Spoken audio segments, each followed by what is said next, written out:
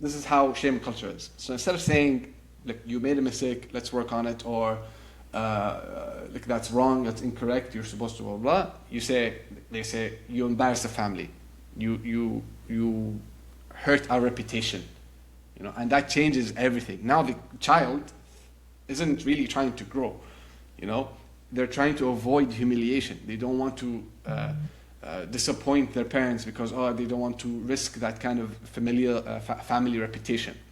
Real reputation should come from who you actually are, not who you're pretending to be.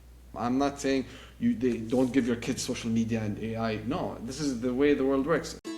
I think Islam hates us. They have done nothing except wreak havoc and terror for our faith and our religion. Professed values of the Western countries, democracy and constitutional and human rights, at least they should speak about this. And it's like, I feel like religion just is making it worse. They say they believe in God, but I think they're just anxious. Before we talk about politics, let's look at the fundamental things. That when we stand up to those who oppress our communities, that Allah accepts from us that as a form of jihad.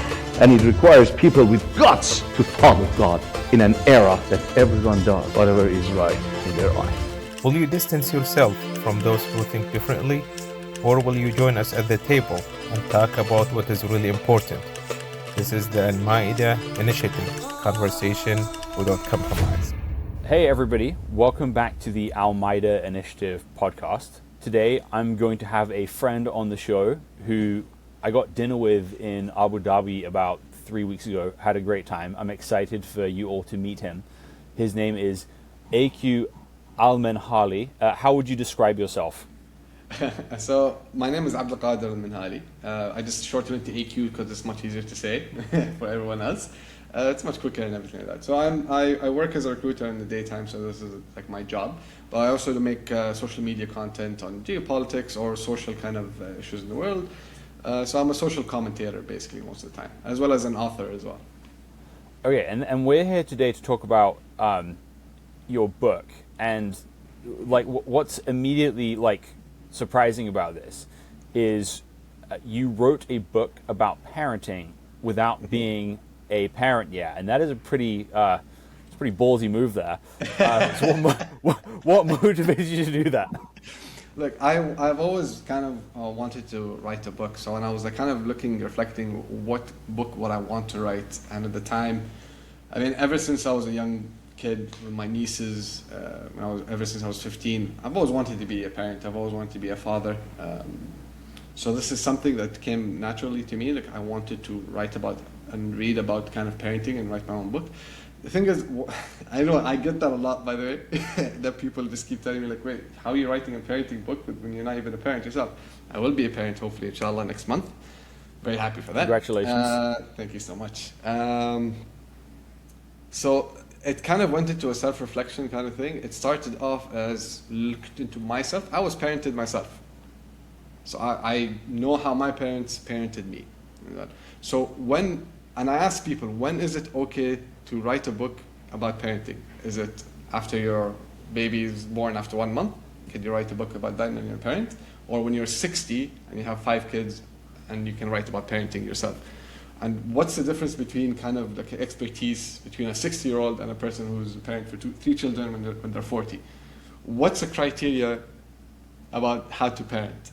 I mean, all the kind of information and the psychological research are available for everyone. So this is not, I didn't write this book to tell people how to parent. This is general information that anyone can actually see for themselves and read for themselves. And this is kind of a personal thing because I want to be a good father to my child. This also kind of helped me kind of come to terms to see how I would parent my child, So this is in some ways sort of an aspirational book, right? You're trying to figure out, get all your thoughts together as you prepare to be a father. Yes. Now, actually, I think the mindset here is actually super healthy because I think one thing that holds a lot of Middle Eastern cultures back is this mindset of, well, I'm not a scholar, I'm not an expert, therefore I can't have an opinion on this. And right, and that stops people from really like wrestling with things properly. And I think this kind of wrestling does people good. Exactly. I mean, look, you don't have to be an expert in things to just talk about it and read about it. It's fine. I don't mind being wrong. It's fine. I have no qualms with being incorrect. In fact, I want to be incorrect so I can learn from my mistakes, and this is just how life is. You learn from your mistakes, and people should kind of go into it learning from their mistakes. So yeah. So I did finish the book. I finished it like 45 minutes before we recorded this, so we got through it all. But I've actually been like talking about parts of it with my friends here, right? So for context, right? I am a parent. My oldest is 12. I have 4 kids. Like, you know, half of my friends are also parents, and everyone I've shared this with is like blown away that you wrote all this and don't have any kids. like we've all been like super impressed by what's in this. And so you know, so I shared a piece with my wife, who is mother of 4 kids, oldest of 10 siblings in a blended family, a pro nanny, an early childhood and family specialist.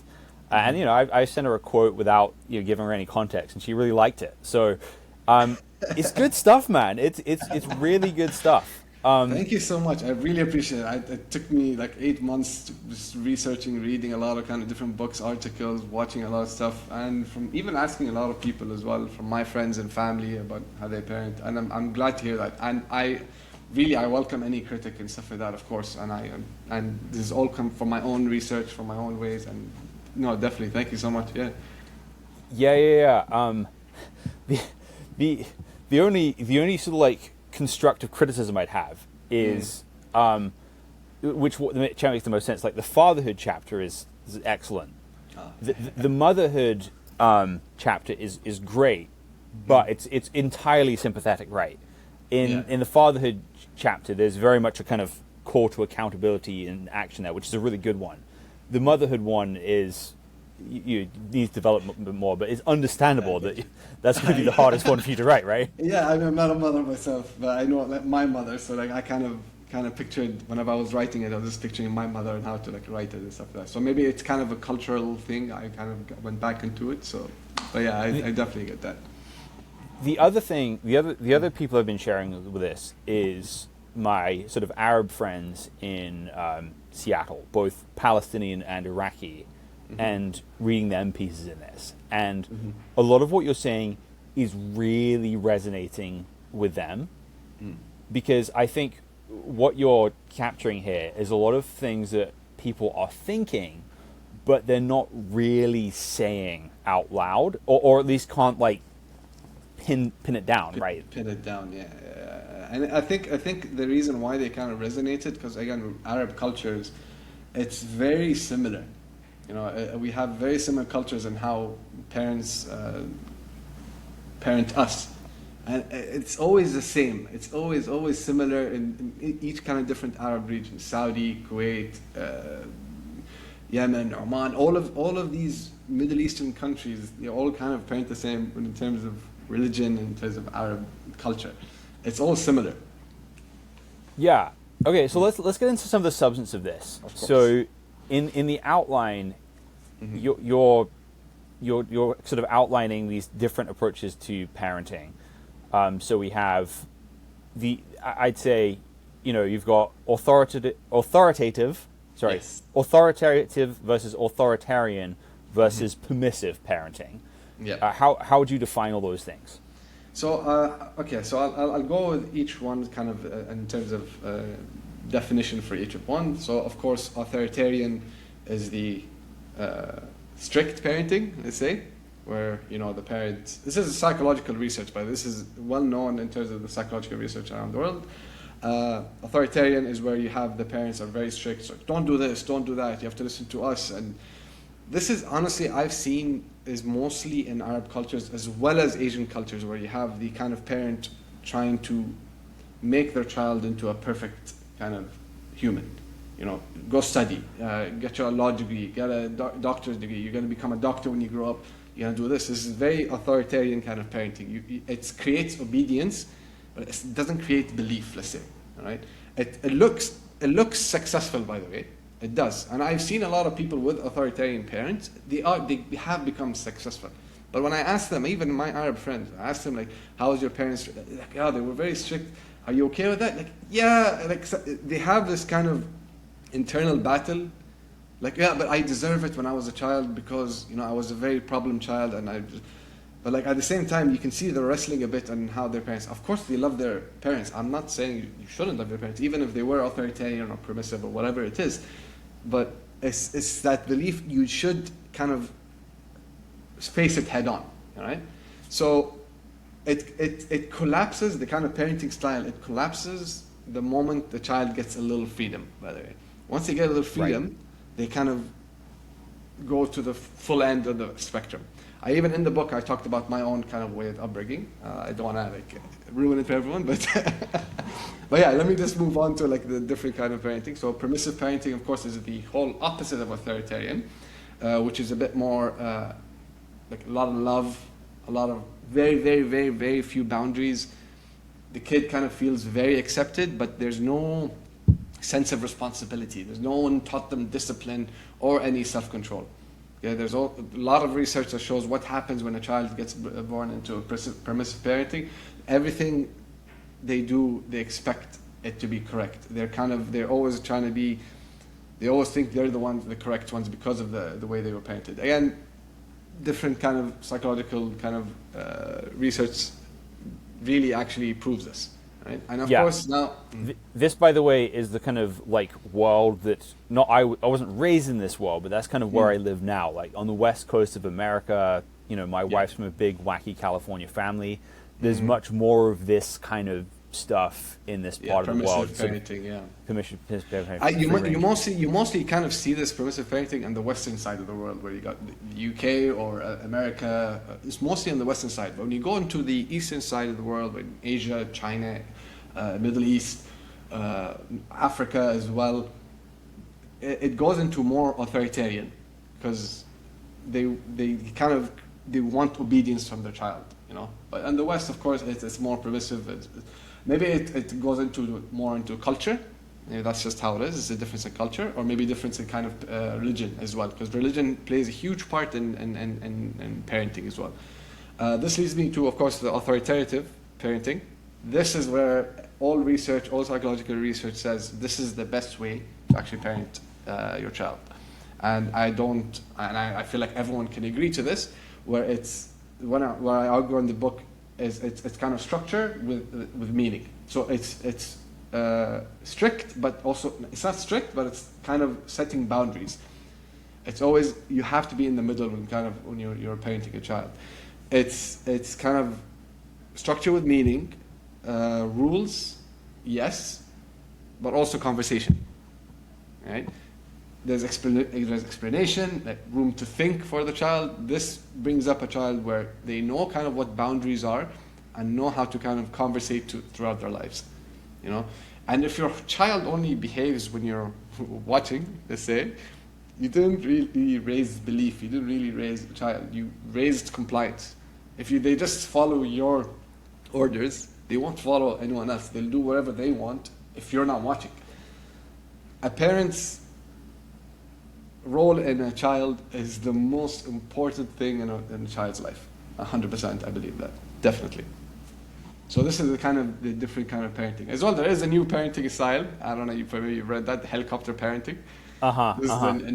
This is a new style of parenting where it's just backing their child 100% and they can do no wrong. Yeah, well, this is like helicopter parenting is almost this mutated hybrid between the authoritarian and permissive at the same time. Yes, it is. It is actually that. Yes, it is a lot. So it's like authoritarian parent is, there is a God and you will obey him.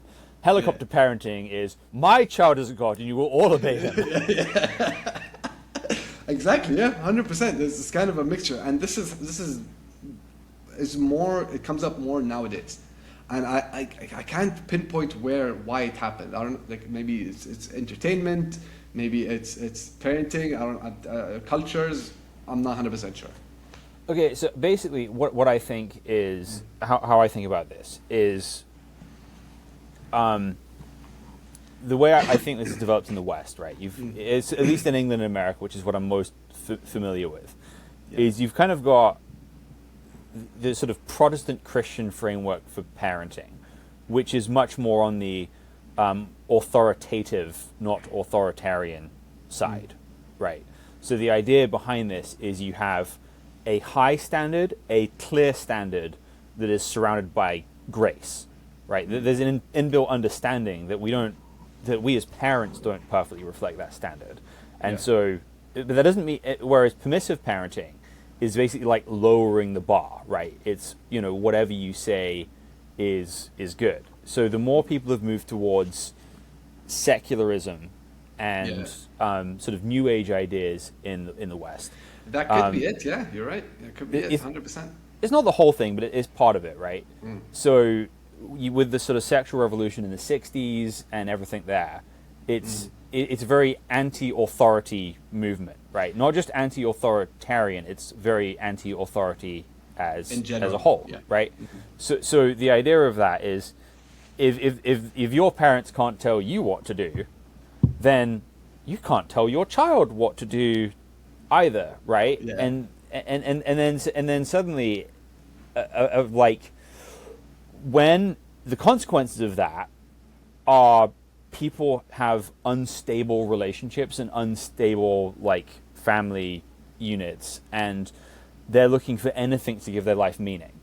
And when you have, like, no higher meaning in your life, the easiest thing to find meaning in is your children, right? Yes. They give you meaning, they give you safety, they give you purpose. And then anybody it kind of becomes their religion, it becomes their faith. It really does. And I think this happens a ton with single mothers, because they, you'll find nobody who enables their sons more than people who find all their meanings in their sons. Yeah, I get you. Yeah, and that's 100% sure. I mean, because secular parenting usually, if the parents don't have good values, or don't have, let's say, strong values, it projects into their son, right? So, or their child. Okay. So, as you said, I mean, secular parents. This is what you said when a single mother, she projects her kind of faith into her child. The child brings up as if they're the kind of the faith kind of God, let's say, or like a religious figure, let's say. So I think that's what usually happens in terms of, and it's usually you see it in the West most of the time. I don't really see this in the Middle East or Asia, let's say, Yeah, it's less common. I see a little bit in sort of Turks sometimes, sort of secular Turks. I see that there too, but I think it's a symptom of that there is no one around you telling you what higher meaning is, so you find that higher meaning in your kid. Whereas, and in the West, people are too polite to tell you that's crazy. Whereas, go try that in Riyadh, right? It's like it's not going to work. Exactly. Yeah. Very huge difference. Definitely huge difference when you go to Middle East and see how Middle Eastern parents parenting their child. It's very different when I see it, like you say, in America or the UK or any kind of European country as well. Yeah, not every. I had a Saudi friend who she stays with us and her kids kind of every summer, and she and her 5-year-old daughter started calling me Monkey Man, and she was like so mortified by that because it's like if like somebody. If a kid in her family says that to an adult in her family, like, we're now at war with your whole tribe. It's yeah, exactly. I mean, yeah. This is the thing. It's kind of the reputation as well for them. No, you cannot say that. Like, you know, it ruins our image. It's yeah. I see that it happens in my family as well. Of course, it's very normal. It's very normal. Whereas my instinct is just to start making monkey noises. Monkey noises. Right. It's all fun. Like the kids don't know these kind of honor or reputation or stuff like that. They don't know these kind of things. They just want to enjoy fun and they just say whatever that's in their mind. They're not programmed for any kind of racism or they don't care or they don't know where you're from. They don't. You just you're just there. So that's actually the perfect segue because you had a whole chapter on sort of the honor and shame cultures, or at least you kind of hit on it pretty significantly throughout the book. Mm-hmm. Break that down, because this is the part that's really resonating with the sort of Arab friends I've shared things with. What's going on here? Yeah, so look, this chapter came from a lot of kind of uncomfortable reflection, all right? I'm going to start with saying this. Honor and shame cultures doesn't come from bad intentions, all right? It doesn't come from a world of cruelty, let's say. It came from survival, okay? Reputation mattered back in the day. In terms of the Arab days, the culture days, the Bedouin days, the reputation of a family mattered. Community mattered. And I get that. I respect that wholeheartedly. Before, everyone knew each other. Okay, when a family, when a son, let's say, goes stealing and stuff, it spreads, and everyone knows that's the person who stole. So they kind of distance away from that family. Again, this is all about survival. They try to. Reputation mattered at that time. It matters less now, and I get that. So instead of saying, this is how shame culture is. So instead of saying, look, you made a mistake, let's work on it, or like that's wrong, that's incorrect, you're supposed to blah blah. They say you embarrass the family, you hurt our reputation, and that changes everything. Now the child isn't really trying to grow, they're trying to avoid humiliation. They don't want to disappoint their parents because they don't want to risk that kind of familial family reputation.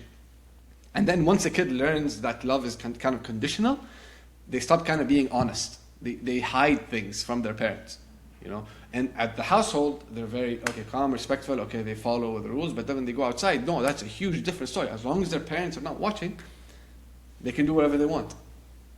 You see what I mean? So it's just on the eyes of their parents all of a sudden, or their family reputation and stuff like that, And faith was never kind of meant to be enforced through fear, okay? And after reading a lot about different religions, no religion talks about humiliation as a parenting strategy. Discipline, yes, of course. Accountability, 100%. In every religion, discipline and accountability, they talk about it wholeheartedly. But shame that attacks the child, that just creates a silence between the child and the parent. I haven't seen anything about shame. Parenting through shame. And I think every Arab kind of goes through this as well. I mean, I haven't met a single Arab who hasn't said about embarrassing the family. It's a kind of Arab kind of culture to it. So this has always been super interesting for me, because like growing up in England, moving to America when I'm 20, it's not an honor shame culture, not really. But clearly, now that I've like experienced Arab culture a bunch, I now see it a lot more when I read the Bible. That's very much the kind of culture that like Jesus is inhabiting, for example. Yeah, I got you. Yeah. So even if you look at the UK culture as well, I mean, royalty, matters. The reputation matters. What was his name? Prince William, when he married that American, I forgot what. Prince Harry. It kind of, the reputation kind of matters to them, because that's the thing. I mean, that's him getting off that kind of reputational kind of honor and shame kind of culture. The royalty back then, the British royalty, or even royalty in every other place, it matters. Their reputation mattered, and it was like this in all around the world. Throughout history, royalty and reputation kind of mattered to them. You cannot see a king or a prince go down to a lowly kind of restaurant or stuff like that. It has similarities as well, you know, to it. So the reputation of the family mattered. So I think if you look at the way the Bible deals with, like, you know, honor and shame, I think it's not that those things are wrong in and of themselves. Yeah. What's wrong about them is having kind of a short view of them. So for example, the problem isn't that you care about, you know, reputation, but the real reputation should come from who you actually are, not who you're pretending to be. Yeah. Right? So if you're just trying to act like your family is perfect, you're lying to the world and hurting the people you love most in the process of that. Right? Yeah, I agree. But if you're honest about your flaws and your shortcomings, and you do the work necessary, that will create healthy children, which will eventually bring honor to you by their lives, right? But you've got to have it through the long game. So, like, there's this great quote that I brought up. That Jesus talks about this. He says about himself in Luke 7:34 and 35, the Son of Man, referring to himself, has come eating and drinking, and you say, look at him, a glutton and a drunkard, a friend of tax collectors and sinners. Yet wisdom is justified by all her children. Meaning that what he's doing is sort of shamed by the elites, right? They look at who he's associating with, the kinds of conversations, the kind of company he's keeping, and they are looking down on him and accusing him of being disreputable.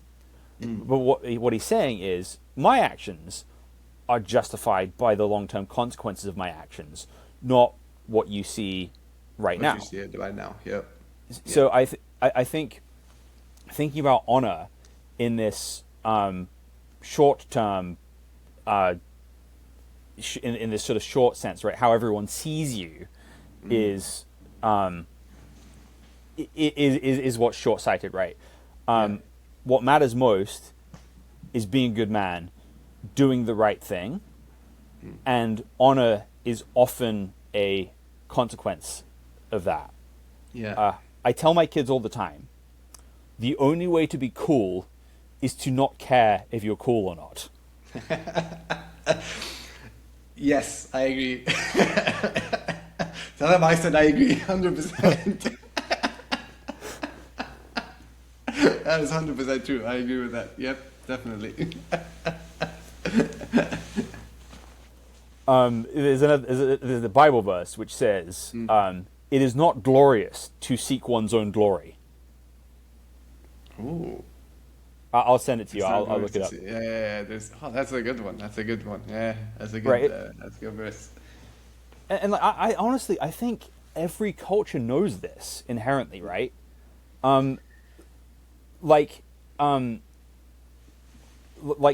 Appealing to what will everyone think, right? And again, I notice this in Arab culture, in Japanese culture, right? It's Asian, both of these are like collectivist cultures. Both of them care very much about like reputation and honor. Yeah, and very similar cultures. They're very similar in terms of parenting as well. Yeah, I when I was reading everything as well, very similar. Yeah. Yeah, that's why so many Gulf Arabs are anime nerds. You just called me out. Yeah, I am an anime nerd. I like anime. I watch anime.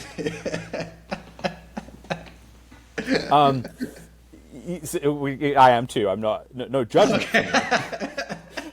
But it's like anime is this.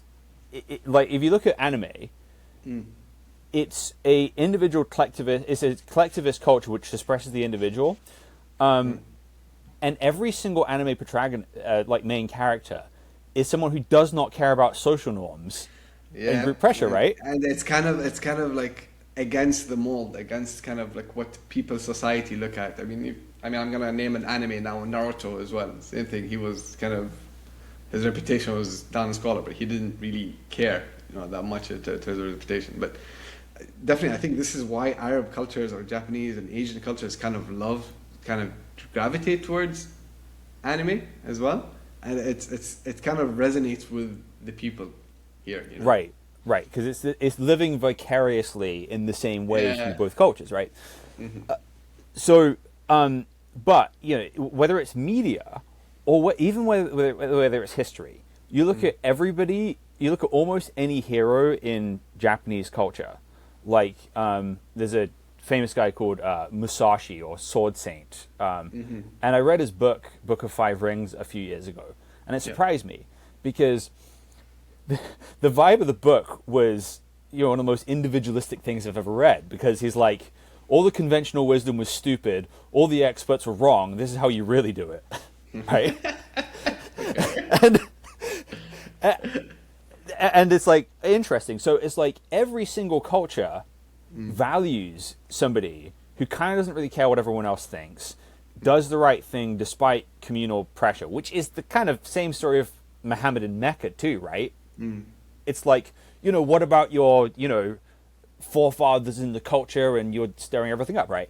Everybody's heroes breaks from the mold, does what they think or know to be right, and then shapes culture based on that. But then in the wake of those history people, that does that, throughout the history, even like heroes from any kind of culture, MLK or Nelson Mandela. I mean, these are heroes because they broke the mold. Exactly, I 100% agree with you. Yeah. So it's a hard balance though, because suddenly when there's no mold to break, then you get the sort of permissive parenting and helicopter parenting thing. Yeah, there you go. Yeah. So you do have to have some balance here, but it's really interesting how you do that. But my opinion that's when on religion comes into play. Yeah, that's when kind of religion comes into play. Yeah, I get you. Yeah. Yeah. But I think my controversial opinion here is that for a lot of Muslims I know, not everybody, but people don't really care about what God thinks of them. God has been replaced by the collective judgment of their community, right? So it's not so much that they worship Allah, it's that they worship the Ummah, right? Yeah. That's because the religion is a personal belief between you and God. You shouldn't look at society and how they think of you. Oh, you're not a proper Muslim. I mean, who are you to tell someone they're not a proper Muslim? I'm sorry, but it's between them and God. It's their journey, not yours. No one should be able to do this. No Muslim or anyone should tell another person, no, you're not Muslim enough because you don't do this, because you don't do that, because you don't do. Who are you? I'm sorry, but who are you? Maybe the person just converted. You don't know. You don't know the person's life. The person probably didn't really go into that much. You don't know what their knowledge is. You're not God to tell someone that they're not Muslim enough. And I definitely 100% agree with you. Yeah, definitely. And I think this is what the Muslims kind of go through. Everyone thinks they're kind of the imams of their friend group or something, whatever it is. They think just because they read a verse and they studied it and stuff, and then all of a sudden they're the kind of, oh no, you're not supposed to do this. Again, it's between them and God. Whatever they want to do, it's between them and God. They're the ones who's going to be judged by God, not you. You're not judging them. So one thing I'm actually really curious of, right?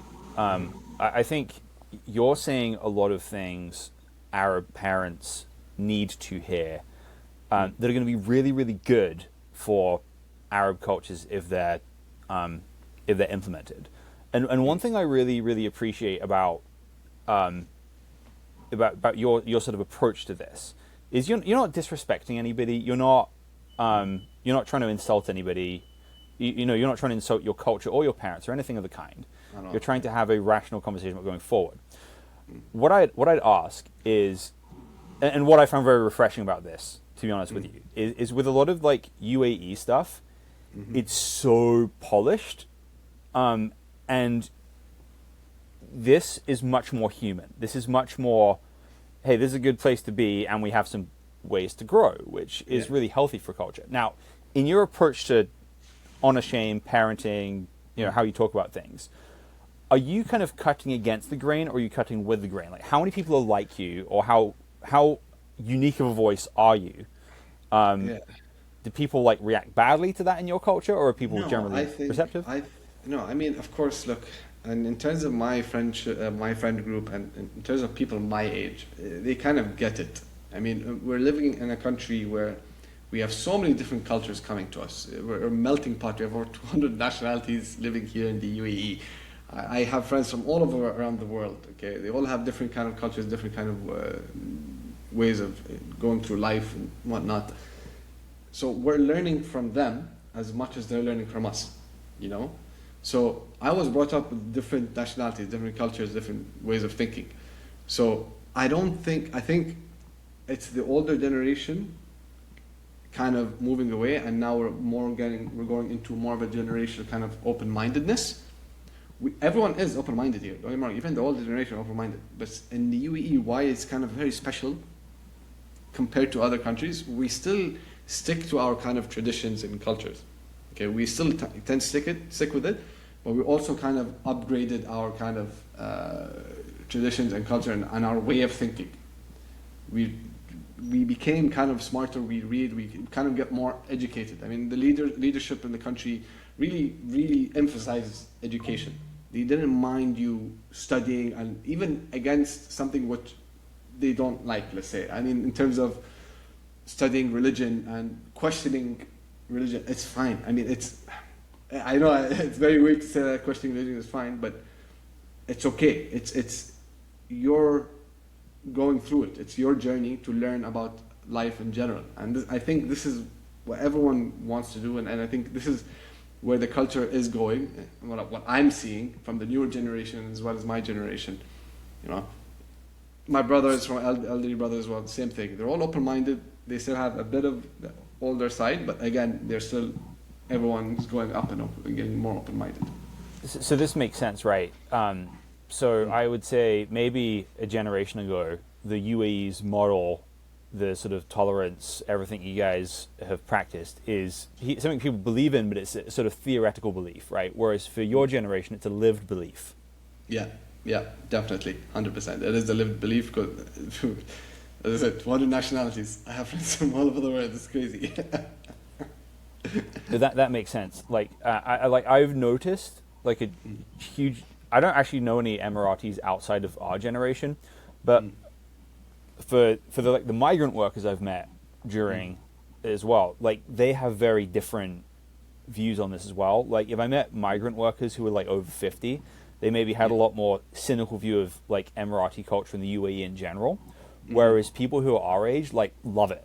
They're like they're all in, and their parents are kind of a little bit more like, okay, this is. Living here is kind of necessary, but it's not the best thing. Whereas their kids, like, they really want to be there. Yeah, context matters. I mean, the UAE, why I love it so much, because, I mean, it grows. It changes laws every year. It preaches tolerance, and it does it. It implements it in the country. There's no, like, talks and... no, let's do it. The laws have changed for so long. If you look at the laws now compared to how it was 10 years ago, huge difference, of course. There's a huge difference, but UAE, I'm not saying UAE is perfect. No country is perfect. Nothing is perfect in the world. Nothing is. But UAE, what's the difference between UAE and other countries? I feel like this is, to me, is they try to strive for perfection, but they can't. Of course, they know, because even their leadership does this. They know they want the best, but even when they get to the best, they still want more. And this is what growth is.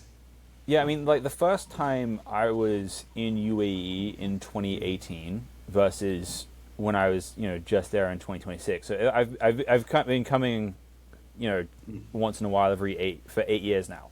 And the huge difference, right? Yeah, I noticed the difference, and it's quite hard to quantify that difference. But I feel like when I first came, the Christians I knew there, like I went to a church in Ras Al Khaimah. And everyone was a lot more kind of like, on edge, like, what are the governments listening kind of thing. and now everyone's so chill. Everyone is like, You know, it's like it's much. They feel much more at home. They feel much more sort of like just, you know, like this is really where they live and belong now, which is great. Yeah, yeah, exactly. No, 100%. And I think it's because of the tolerance that the leadership wants to move towards, as well as the Abrahamic Accords as well. Same thing. Yeah. So let's move on here. So you have a whole chapter about raising kids in an age of sort of social media and now AI. I mean, this is where it's going to like hit most personal for you, right? Because with the honor shame stuff, you have lived through that, and you have a pretty clear aspiration of what you want to embody. Whereas, like with AI, like what the heck does that mean for having kids? Social media and AI. I think this is a new thing for our generation. I mean, I knew I didn't have it when I was growing up. So, I mean, we had social media. Now we have a social media / AI. How do you raise kids through an age where you kind of want to instill values to them, but one TikTok video all of a sudden changes their perception on life? You know, it's how do you kind of compete with that? You're competing with the media, internet media, social media, TikTok, AI, Instagram. Your parent, you're competing with that. How do you kind of compete with the internet or the World Wide Web? It's hard. It's very difficult, and this is a new thing, this generation and in this kind of lifetime. Right? And thing is, what people need to understand: social media doesn't just kind of distract kids; it rewards insecurity. You know, AI doesn't just answer questions. ChatGPT, oh, hi, how are you? Doesn't just answer questions. It replaces the conversation. You know, in the book, I kind of argue that if parents don't become the safest place for the kids to think out loud, to ask questions, to kind of let go of their kind of thoughts and ideas, then they're going to replace it to technology. They're going to go to social media, they're going to go to someone on TikTok or whatever, or they're going to follow their kind of instructions, they're going to follow their kind of ideologies and whatnot. So now it's parents should kind of look into what they're looking at, because it's just how it is. You know, social media, and it's part of our lives. You cannot take that away from them. I'm not saying they don't give your kids social media and AI. No, this is the way the world works. People keep saying, don't give your kids social media or AI until a certain age. But then you're the same kind of person when the internet came out. You said, these kids are going to stick to the internet. They're not going to go to the library anymore. You're going to Google everything. Like, what are you doing? You're going to Google everything? But now it's replaced from you want to Google everything to, what, you're going to AI everything? I think this is the new step of the technological advance. And you shouldn't deprive your kids of it. But there needs to be kind of set boundaries. Because whatever you teach, they can unlearn it quickly through social media and AI, you know? Yeah, so I think, like, as somebody who's like living with us now, there's two challenges to sort of social media and sort of the internet. And one is the actual content that they're coming across on the internet, which, believe it or not, I actually find the easier part to deal with as a parent. Like, I'm not really all that worried about the different ideas that they're coming across, because actually that, to me as a parent, that's a teaching opportunity. My philosophy to this is just, I want to, be engaged with everything my kids are engaged with, and teach them how to think about it. So this last year, a movie called K-pop Demon Hunters came out. Oh yeah. And I love the song. I like the song. It's really good. But a lot of Christian parents were like freaking out about it, because it's like, this is a craze for 10-year-old girls and it has demon in the title and we got to stay away from it kind of thing, right? And it's just like, but if they were actually willing to like watch it and think through it and engage it, there's so much rich ground to have like really, really meaningful conversations. Because actually, this is the whole movie is about learning how to be, a good person, but you've been raised in this honor shame culture where you're taught to hide your faults instead of honestly dealing with it, right? It's a great message. It is. So like, parents are missing out by not like watching it and discussing it with their kids. So that part of it is fine. Like, the biggest battle for me is the kind of media that just teaches them to have a short attention span. Like YouTube skip videos. Melon, stuff like, quick, like just entertainment, quick 5-second thing. Yeah, definitely, 100%. I agree. Yeah. So I like basically, I don't let my kids watch YouTube yet, simply because of that. Because it just rewards the kind of immediate the scroll.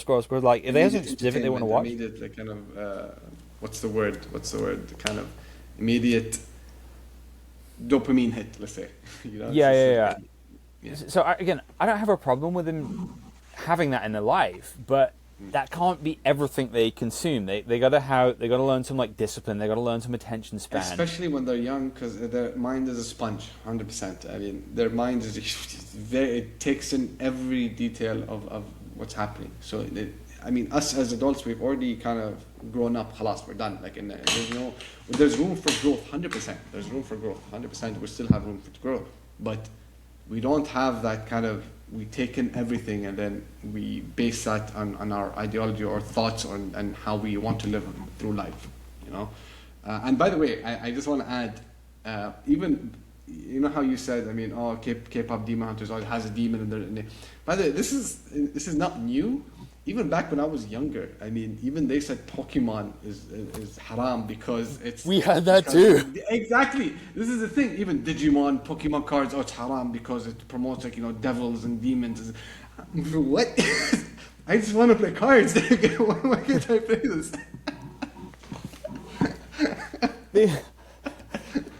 My parents never bought into that, thankfully, but my like best friends got like banned from Pokemon. And that's not the danger in Pokemon. The danger in Pokemon is endless consumerism. Because I tell my kids, Ash Ketchum has been 10 years old for the last 25 years and he still hasn't caught them all. He hasn't caught them all. And more Pokemon keeps getting introduced. Like, what? Your soul will never be filled by catching all the Pokemon. Nope, never.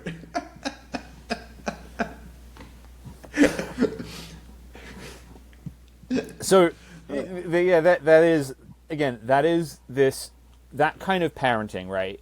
The kind of like that just says no to everything is actually fundamentally lazy, right? You're being lazy with your own spiritual growth, and you're being lazy with how you communicate with your kids, right?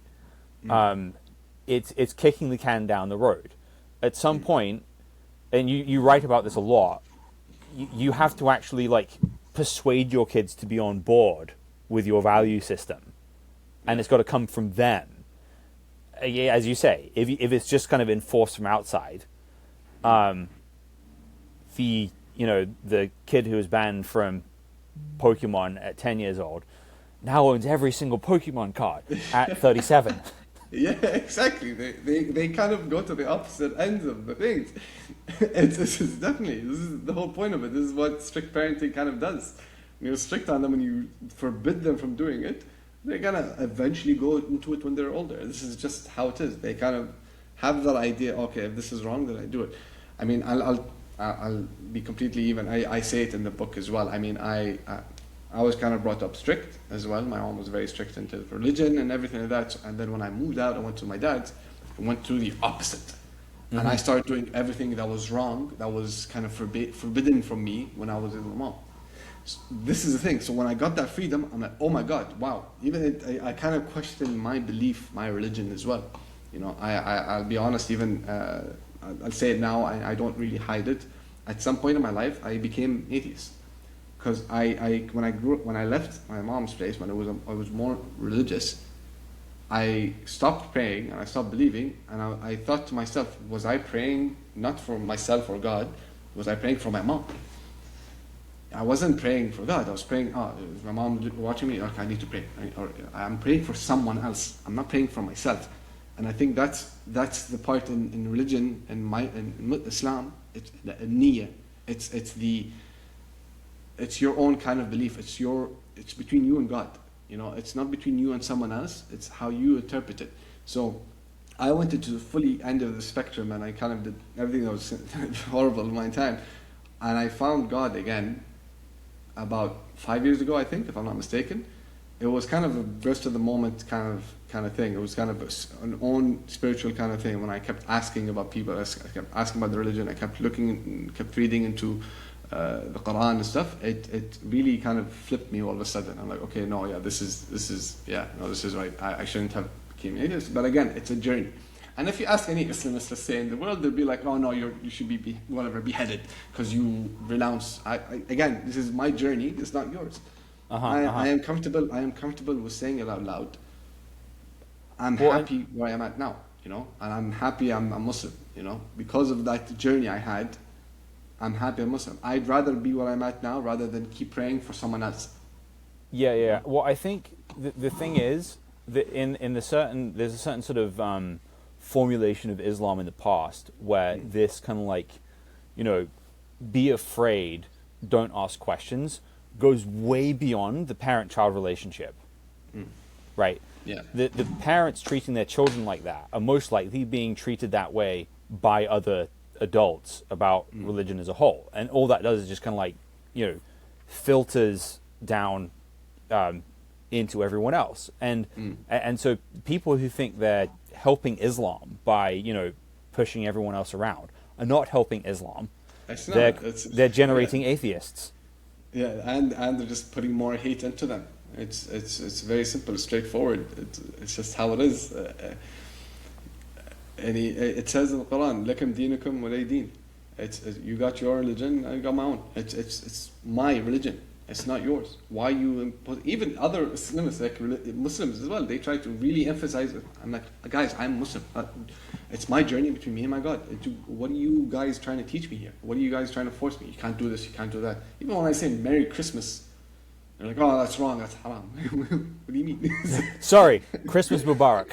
Merry Christmas Mubarak, what is that? You know, it's weird to me. I don't know.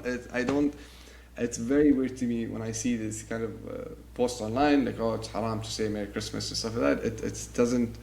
It's not logical to me. You know, it's very not logical. You know, but yeah. Well, I think again, what you're doing here is really, really important, because what I find in a lot of sort of honor shame societies is that everybody experiences this.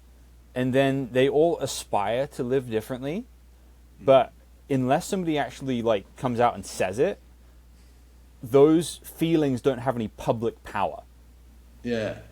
Meaning that it becomes internalized. They keep it internal rather than I get you. Yeah, and so I mean, in every Arab culture I've interacted with, you always meet this sort of permissive Arab dad who's way more chill than, you know, everyone else is, but he can never speak the words he thinks outside of the four walls of his house, because suddenly everybody kind of comes out and starts, you know, what about this, what about this, right?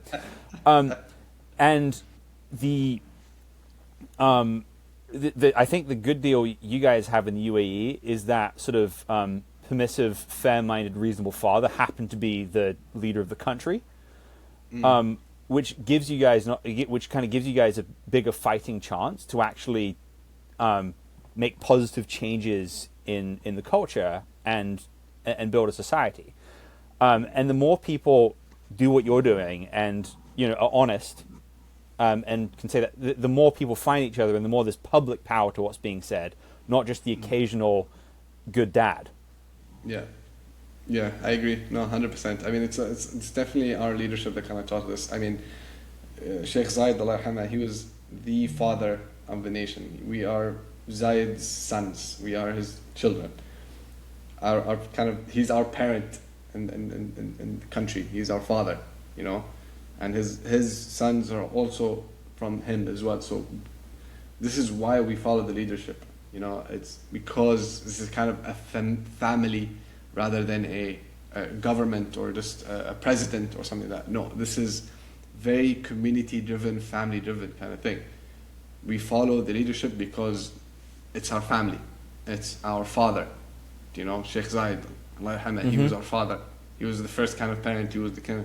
He embodied the kind of how a father was to a nation. He was a father of the nation, how fathers should kind of relate to that. And this is how he parented, this is how he parented the nation, you know, through education, through increasing the nation's wealth and reinvesting into the people, his kids, his children, us. And, you know, so this is how parents should kind of act, how fathers should be. So let's frame this in terms of these sort of parenting categories. So UAE often gets accused of being an authoritarian regime.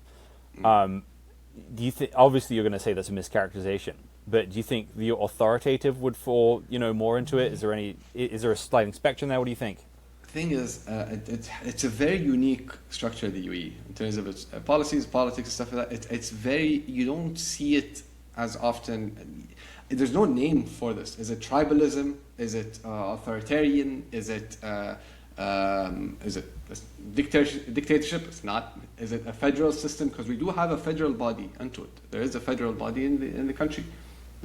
Sheikh Mohammed bin Zayed, he's the president of the country. You got the vice president, Hamid bin Rashid, Sheikh of Dubai. So there is, and there is voting powers as well. There is voting, so it's also a bit of democracy into it. So there's no real political system to it. There's no real kind of system. You can't call it something specific. There still needs to be a name for it. And this is why I think like kind of the UAE is very unique in that kind of sense. Because the country wasn't formed through war or fights or battles. No, it was through unity. So Sheikh Zayed was the leader of Abu Dhabi who united all of the tribes around him in a unique kind of way. He didn't say, you guys will follow me and whatever I say, you'll have to do it. He's like, no. Sheikh of Sharjah, this is your place, your people. All the laws and rules, you can dictate it how it is, but we do also have a federal system that we all kind of vote on and all discuss in terms of the rules and laws and the country as a whole. But what you want in your country, in your area and territory, that's yours. Sheikh Zayed really did that. When everyone talks about Arab unity and stuff like that, look no further than the UAE. They formed Arab unity. Now, no other country kind of did what's similar to what UAE did. You know, what Sheikh Zayed did in his vision. And again, see, the father. Yeah. So, I guess my question is, as an Emirati, do you for the most part feel free to say what you think? Look, this is what people all say, like what's free speech and what you can't really say anything and stuff like that. Again, there's a difference between saying what I want to say and then disrespecting someone. If I find something that I want to question and it's kind of offensive, I would not go on live TV. And again, there's a difference in how to do it. Again, I'm always with the leadership no matter what, of course. I have my opinions and my own thoughts. We have everyone, a lot of the people, Emiratis here, they have different opinions and different thoughts. But we all agree into one thing, the country, the leadership. You know, this is all that we have different kind of maybe opinions on how to go through things, but we all have the same kind of thought process. Lillah, lil watan, lil rais. So God, nation, and then the president. This is what we say, like usually lillah, lil watan, lil rais. This is the kind of quote, or like the quote we usually use, you know. And I think everyone can agree with this to me in terms of Emirati, let's say. Because reading this, again, the reason I'm going into this is because reading the book, it doesn't sound like it's written by someone who's in an authoritarian system, right? It doesn't seem to me like, you're watching really, really hard what you're going to say. It seems like you just wrote what you think. Yeah, I mean, it's fine. It's our opinion. I mean, this is what the leadership has done for the people. They gave us all access to all kind of education, free healthcare, free education. It's okay to kind of learn as you go. Even if I made a mistake, I'll say I made a mistake and I'll move forward. That's fine. And I think this is what the leadership is doing. It's fine. People have an opinion, but as long as it's not creating discourse, let's say, you can have an opinion, you can voice your reasons, Everyone here has different opinions, even in terms of different conflicts. I'm not going to name conflicts, but there's different kind of conflicts around the world. People have differentiating opinions, but they don't go out and shout it out loud or because they don't want to be incorrect or wrong. Okay, they have different opinions, but they usually just talk among themselves, and they and even in majlises, they talk with the leadership as well. Like in terms of, we have different kind of majlises where you can, normal civilians can talk to people, talk to the leadership and stuff like that, where they can voice their opinions, the way they think of what the country should do, and the country has done it. They gotten opinions of the public, and they took it to heart, and some of it the laws has changed, some of it in the country because of the people that have talking about. And this is why the country keeps growing, because it listens to the people and gives back to the people. So let's do a scenario here, right? So let's say you're an Emirati that disagrees with a specific UAE foreign policy thing, right? Mm-hmm. You could go have a conversation in a majlis somewhere, and you wouldn't be afraid to do that. But I can question it, or I can learn more into it. I'll be honest as well. I'll give up an example. When UAE kind of signed the Abrahamic Accords, in my head at that time in 2020, when I heard about that, I didn't think a lot of people I know, they of course they disagreed with it. I mean, it's just kind of how it is. Everyone has a different kind of opinion, okay? But I saw it as they should have done it sooner. Mm-hmm. They should have done it sooner. This is a huge pragmatic piece. It's been 70 years, this kind of process, this kind of conflict that kept happening. This is the first time I see this.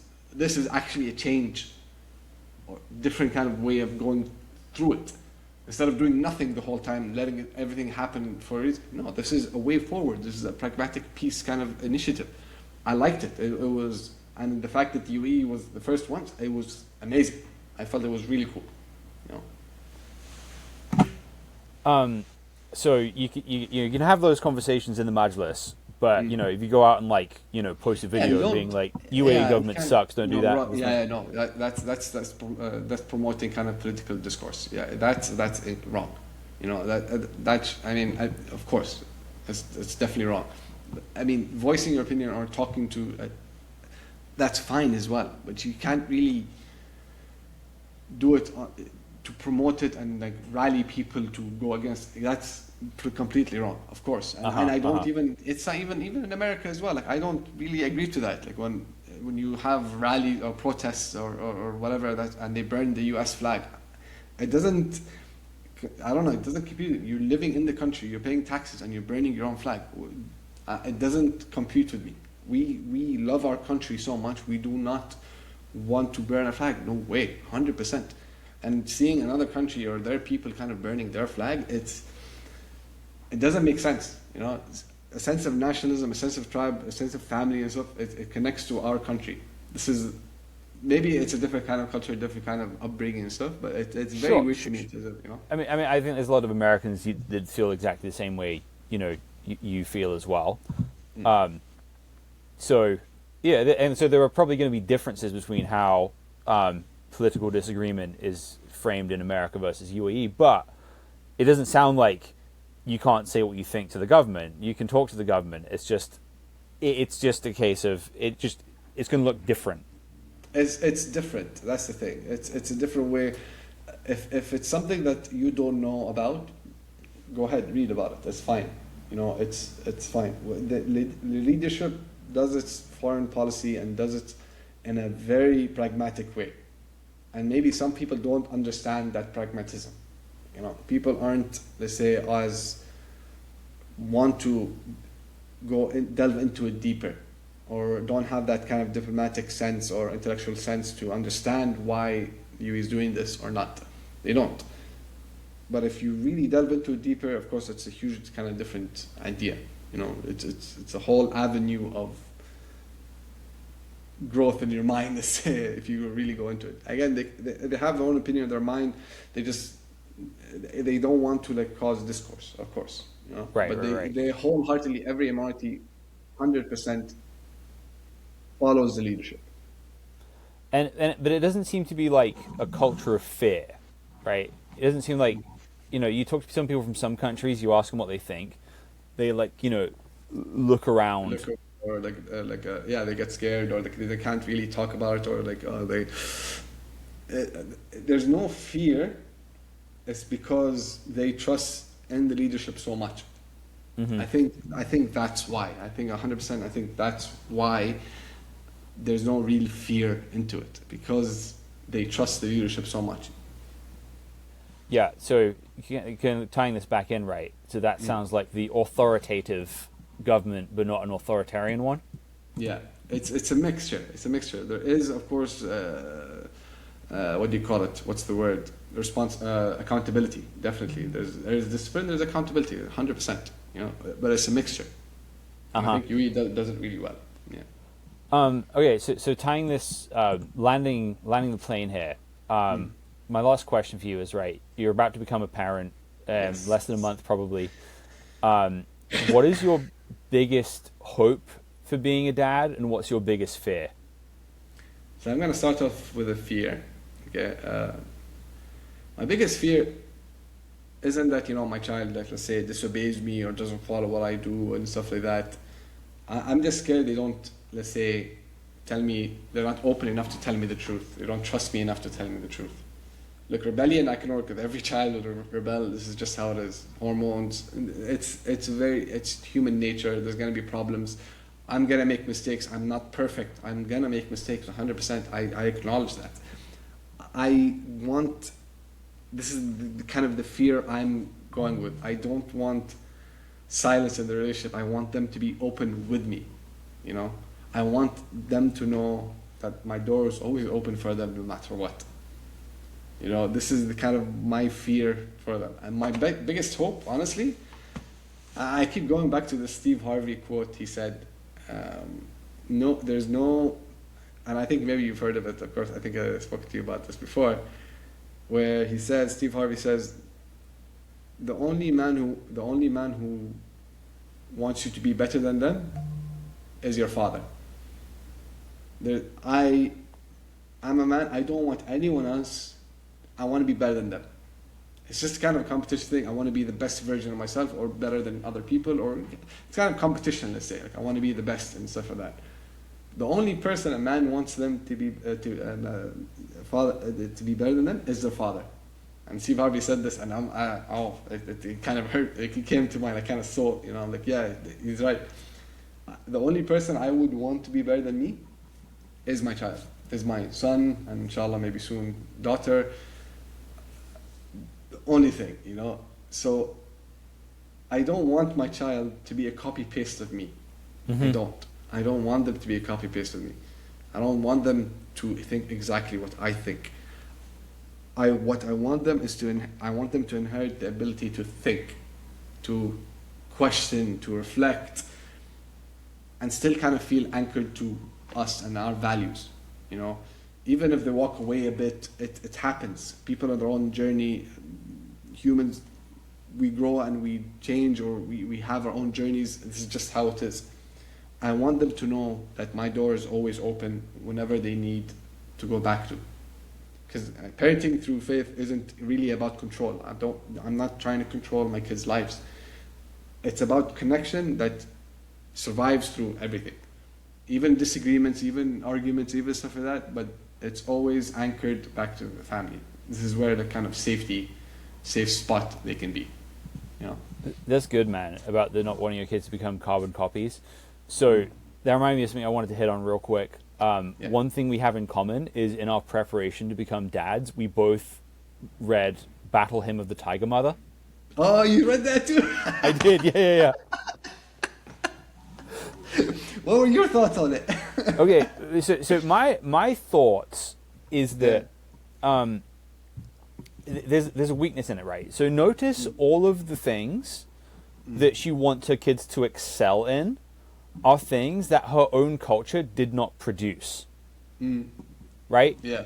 she wants her kid to be like a great piano player. She wants her kid to be a violinist. She wants her kid to And be. this just goes into honor and shame, right? This is like, Yeah. honor your parents. You have to be better. You have to do this. Yeah, it's 100%. Yeah. Yeah, but those are all things that came out of a culture like piano and violin. Didn't come out of like Tiger Mom culture. Yeah. It came out of a much more sort of in a different culture than the one she's preaching. Yeah. So what that's going to produce is people who they're looking for something safe to replicate, right? They have a defined standard of success that's outside of themselves, and they're forcing their kids down that lane. Whereas, and again, the kind of discipline and the sort of wanting your kid to excel, that's all good, right? That's a good impulse.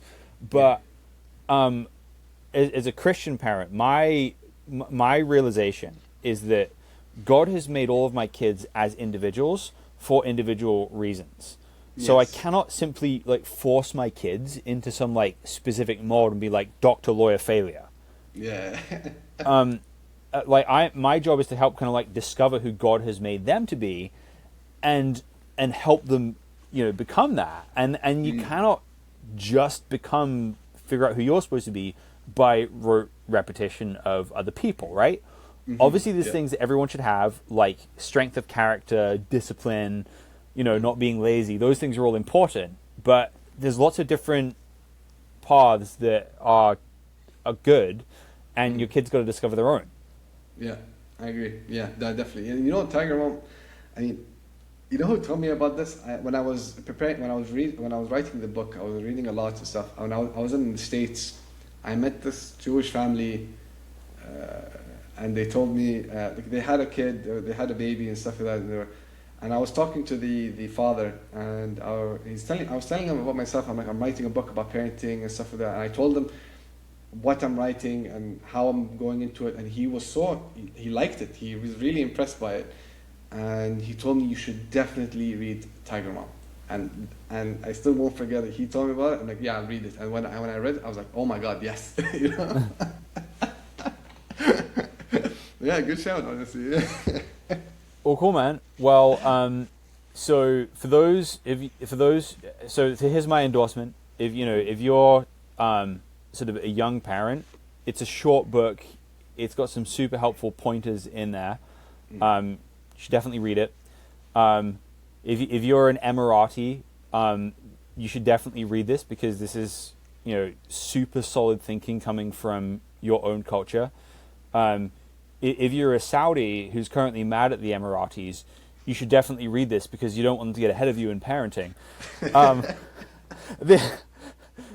then you've written a good book, and now you've got the much bigger challenge of trying to live that out.